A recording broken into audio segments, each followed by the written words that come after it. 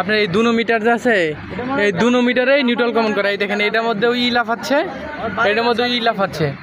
অর্থাৎ আপনার ঘরে যে ওয়ারিং আছে, হ্যাঁ ওয়ারিংয়ে নিউট্রাল কমন করে অ্যাডজাস্ট করা আছে নিউট্রালটা, ওইটা এখন পার্ট আলাদা করে দেবেন, অন্যথায় বিদ্যুৎ বিল কমবে না। মিটার যদি চেঞ্জ করেন তাহলে কোনো লাভ হবে না, যতবারই চেঞ্জ করেন কোনো লাভ হবে না। চেঞ্জ করতে হবে, হ্যাঁ হ্যাঁ ওয়ারিং নতুন করে করতে হবে। ইলেকট্রিশিয়ান দেখাবেন, সে যদি বুঝতে পারে। হ্যাঁ যে মিটারে চালান ওই মিটারে দিলে দুটো এক জায়গায় হয়েছে। এটা ইলেকট্রিশিয়ান দেখাবেন, সে যদি বুঝতে পারে যে ধরতে পারে কোন জায়গায় নিউট্রাল কমন, যদি ঘুরাই দিতে পারে তাহলে তো হলোই, আর না হইলে দক্ষ লোক দ্বারা করাবে। দক্ষ লোক না হবে না। এই আশার ভাই গঠন হইলো আমি বলি যে এখান থেকে 2টা তার গেছে, লাল তার আর কালা তার।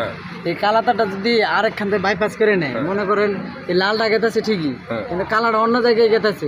এই যে এই 2টা মিটারে লাফাইতেছে, এই 2টা মিটারের সাথে নিউট্রাল কমন করা। এই যে বিল ঘর হারে বেশি আসবে, মাটি দিয়ে যাবে, এই যে গ্রাউন্ড দিয়ে গেছে।